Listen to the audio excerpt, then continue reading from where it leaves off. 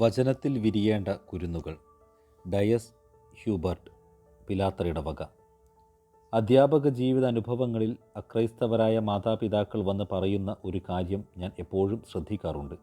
സ്കൂളിലെ എന്തെങ്കിലും പരിപാടികളിൽ മൈക്ക് പിടിക്കാൻ കിട്ടുന്ന അവസരത്തിൽ എൻ്റെ കുട്ടിയെ കൂടി ഒന്ന് ഉൾക്കൊള്ളിക്കണം.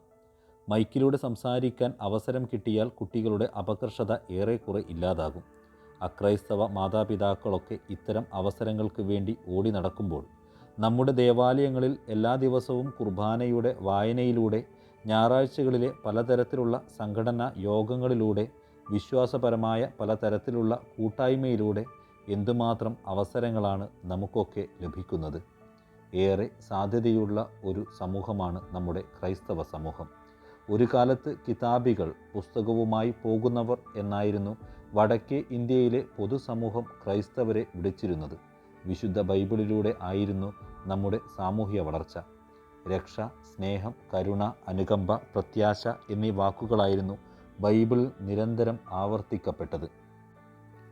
പക്ഷേ വർത്തമാനകാലത്ത് സോഷ്യൽ മീഡിയയുടെ അതിപ്രസരമോ, വ്യത്യസ്ത സാമൂഹിക സമ്പർക്കമോ, പത്രമാധ്യമങ്ങളിൽ നിരന്തരം വന്നുകൊണ്ടിരിക്കുന്ന നെഗറ്റീവ് വാർത്തകളോ നമ്മുടെ ഭാഷയെ വളരെയധികം സ്വാധീനിച്ചിട്ടുണ്ട്.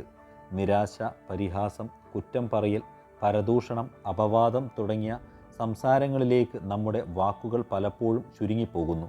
ഈ അധ്യയന വർഷത്തിൻ്റെ ആരംഭത്തിൽ കുട്ടികളിൽ രൂപപ്പെടുന്ന ഭാഷാ സ്വാധീനത്തെക്കുറിച്ച് ഒരു ധാരണ മാതാപിതാക്കൾക്ക് ഉണ്ടാക്കിയെടുക്കാനാണ് ഈ ചെറിയ കുറിപ്പ്.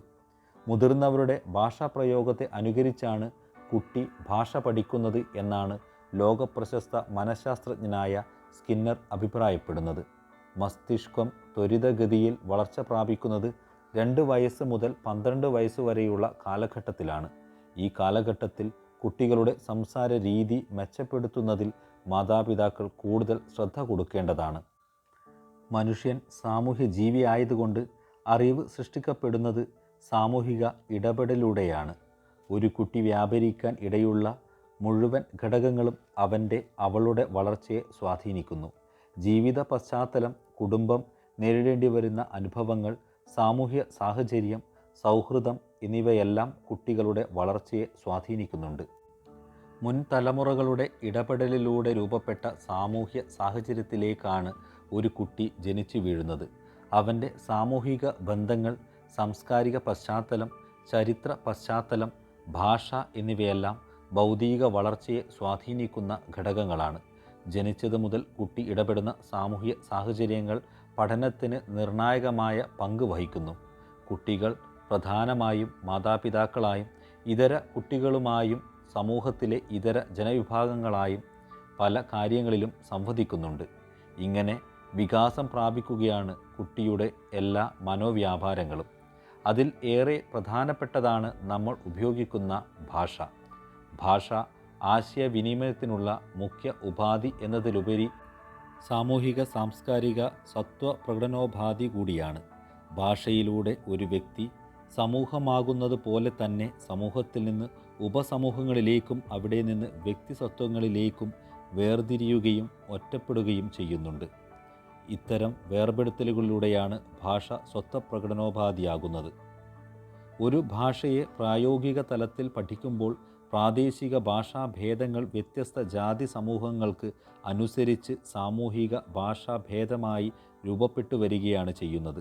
നിർഭാഗ്യവശാൽ പലതരത്തിലുള്ള സാമൂഹ്യ സാഹചര്യങ്ങളാൽ നിരാശ നിറഞ്ഞ വാക്കുകളും തെറ്റുകളും കുറവുകളും നിറഞ്ഞ വാക്കുകളുമാണ് നമ്മുടെ സമൂഹവും കുടുംബവും ഉപയോഗിക്കുന്നത്. പാരമ്പര്യമായി അടിച്ചമർത്തപ്പെട്ട തലമുറ ആയതിനാലോ, സാമ്പത്തിക ഭദ്രത ഇല്ലാത്തതിനാലോ, കുടുംബ ബന്ധങ്ങളിലെ വിള്ളലോ, മദ്യപാന സാഹചര്യമോ ഭാഷയിൽ പലപ്പോഴും നിരാശയും അമർഷവും ആത്മവിശ്വാസമില്ലായ്മയും നാം അറിഞ്ഞോ അറിയാതെയോ കടന്നു വന്നിട്ടുണ്ട്. ഇത്തരം ഭാഷാ പ്രയോഗങ്ങൾ കേട്ട് വളരുന്ന കുട്ടികൾക്ക് പ്രത്യാശ ഇല്ലാതെ, ആത്മവിശ്വാസമില്ലാതെ വളരാനുള്ള മോശപ്പെട്ട സാഹചര്യം ഒരുങ്ങുന്നു. നശിച്ച ജീവിതം എന്നൊക്കെ നിരാശ നിറഞ്ഞ അമർഷത്തോടെ പറയുമ്പോൾ നമ്മളറിയാതെ അടുത്തുനിന്ന് കേൾക്കുന്ന കുട്ടിയെ അത് സ്വാധീനിക്കുന്നുണ്ട്. നിത്യജീവിതത്തിൽ ഇങ്ങനെ അനേകം വാക്കുകൾ നാം നിരന്തരം പറയുന്നു. ചീത്ത വിളിക്കുന്നു, ചീത്ത വാക്കുകൾ പറയുന്നു. ഇതൊക്കെ അതേപടി അനുകരിക്കാനുള്ള പ്രവണത കുട്ടികൾക്കും ഉണ്ടാകുമെന്ന തിരിച്ചറിവ് പലപ്പോഴും പല മാതാപിതാക്കളും അറിയുന്നില്ല. പ്രത്യാശ നൽകുന്നതാണ് നമ്മുടെ വിശ്വാസം. ആത്മവിശ്വാസം നൽകുന്നതാണ് നമ്മുടെ പ്രാർത്ഥന. നിരാശയിൽ നിപതിക്കാതിരിക്കാൻ പ്രേരിപ്പിക്കുന്നതാണ് നമ്മുടെ ബൈബിൾ വചനങ്ങൾ. സ്നേഹത്തെക്കുറിച്ച് പഠിപ്പിക്കുന്നതാണ് നമ്മുടെ വേദ പഠനങ്ങൾ. ആത്മവിശ്വാസത്തോടെ ജീവിക്കാൻ പ്രേരിപ്പിക്കുന്നതാണ് നമ്മുടെ വിശ്വാസ കൂട്ടായ്മകൾ. കുട്ടികൾ വളർന്നു വരുന്ന സാഹചര്യത്തിൽ അവരെ ഏറ്റവും നല്ല രീതിയിൽ വളർത്തുവാൻ സാഹചര്യമൊരുക്കുവാൻ മാതാപിതാക്കൾ ബാധ്യസ്ഥരാണ്. നല്ല വാക്കും നല്ല സംസാരവും യൗവനത്തിൽ നല്ലൊരു വ്യക്തിയുമായി മാറാൻ കുട്ടികളെ വിശ്വാസത്തിൽ വളർത്തുക എന്നതാണ് പ്രധാനം. അതോടൊപ്പം കുട്ടികളെ ഏറ്റവും കൂടുതൽ സ്വാധീനിക്കുന്ന മാതാപിതാക്കളും വിശ്വാസത്തിൽ വളരുക. അത് നിങ്ങൾ കുട്ടികളോട് ചെയ്യുന്ന ഏറ്റവും നല്ല മാതൃകയാവും. എൻ്റെ ആത്മാവെ, നീ വിഷാദിച്ച് ഉള്ളിൽ ഞരങ്ങുന്നതെന്തിന്? ദൈവത്തിൽ പ്രത്യാശ വയ്ക്കുക. സങ്കീർത്തനം 42:11. പ്രത്യാശയിൽ അല്ലയോ നാം രക്ഷിക്കപ്പെട്ടിരിക്കുന്നത്? റോമ 8:24. ഇങ്ങനെ രക്ഷ നൽകുന്ന, പ്രത്യാശ നൽകുന്ന, ആത്മവിശ്വാസം നൽകുന്ന അനേകം വാക്കുകൾ ബൈബിളിലുണ്ട്. ഇത്തരം നല്ല വാക്കുകൾ കുട്ടികളിൽ സ്വാഭാവികമായി വന്നു ചേരുന്നതിന് ബൈബിൾ വായന പ്രോത്സാഹിപ്പിക്കുക. വിശ്വാസത്തിൽ വളരുക. മാതാപിതാക്കളും വിശ്വാസത്തിൽ കുട്ടികൾക്ക് മാതൃകയാകുന്ന രീതിയിൽ ജീവിക്കുക. വാക്കിനെ വിത്തായാണ് ബൈബിളിൽ ഉപമിക്കുന്നത്. ഇത്ര ആഴത്തിൽ, എത്ര മനോഹരമായി വാക്കിനെ ഉപമിക്കാൻ വിത്ത് എന്നല്ലാതെ മറ്റേത് പദമുണ്ട്? ഈ ഭൂമിയിൽ ചിലപ്പോൾ നിങ്ങൾ ഉരുവിടുന്ന മനോഹരമായ വാക്ക് നിങ്ങൾ പോലും അറിയാതെ അപരൻ്റെ മനസ്സിൽ വിത്ത് പാകുന്നുണ്ട്. ഉചിതമായ സമയത്ത് ആ വിത്ത് അയാളിൽ പൂവിടും. ആരെങ്കിലും പറയുന്ന ഏതെങ്കിലും മധുരമുള്ള വാക്ക് ചിലപ്പോൾ ഒരു വ്യക്തിയുടെ ജീവിതം തന്നെ മാറ്റിമറിക്കും. ഭാഷാ വിദഗ്ധരുടെ അഭിപ്രായത്തിൽ ഭാഷ ഒരു കലയാണ്. ഭാഷാ പ്രയോഗശേഷി ശീലരൂപവൽക്കരണത്തിലൂടെ ആർജിക്കുന്ന നൈപുണിയാണ്. കുട്ടികളിൽ ഭാഷാ പ്രയോഗശീലങ്ങൾ ഉറയ്ക്കുന്ന പ്രാഥമിക ഘട്ടത്തിൽ നല്ല ശീലങ്ങൾ ഉറക്കുവാൻ മുതിർന്നവർ ശ്രമിക്കേണ്ടതാണ്.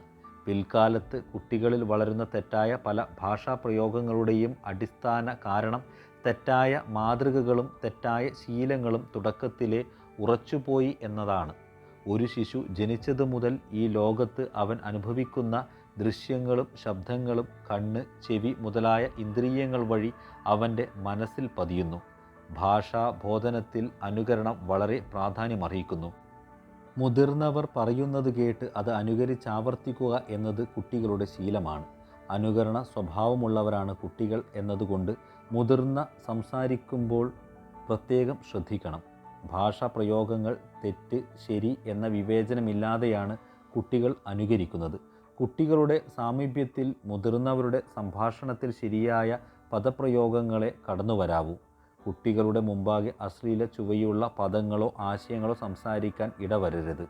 പിന്നീടവ തിരുത്താൻ വലിയ പ്രയാസമാണ്. ഏതൊരു കുട്ടിയുടെയും ഭാഷാ രൂപീകരണത്തിൽ അവനുമായി ബന്ധപ്പെടുന്ന മുതിർന്നവർക്ക് ഉത്തരവാദിത്തം ഉണ്ടെന്ന് മാതാപിതാക്കൾ തിരിച്ചറിയണം. ഞായറാഴ്ചയിലെ കുർബാനകളും പ്രാർത്ഥനകളിലും വേദ പഠനങ്ങളിലും വിശ്വാസ കൂട്ടായ്മയിലും മറ്റുമായി മനോഹരമായ വാക്കുകളിലും സംസാരത്തിലും വളരേണ്ട സാഹചര്യവും സാധ്യതകളും ഏറ്റവും കൂടുതൽ ഉള്ളത് ക്രൈസ്തവ സമൂഹത്തിനാണ്. വചനത്തിൽ വിരിയുന്ന കുട്ടികളായി നമുക്ക് അവരെ വളർത്താം.